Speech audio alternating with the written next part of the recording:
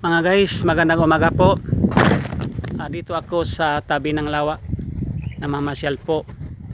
Masarap pala dito tumira sa probinsya. Presko ang hangin, tahimik, malayo sa gulo. Kung dito ka sa probinsya, kailangan ang sipag at tiyaga. Lahat dito sa probinsya libre. Hindi mo na kailangan ng malaking halaga. Lahat dito ay mura lamang. Hindi tulad ng siyudad na kailangan mo ng malaking halaga.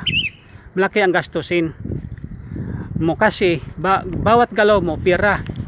So lahat bilhin. Mas mabuti pa dito sa probinsya tumira kaysa siyudad. Lahat dito ay mura. Manghuli ka ng isda dito sa lawa, presko pa. Mas malawak ang taniman ng mga gulay, prutas, mais, palay.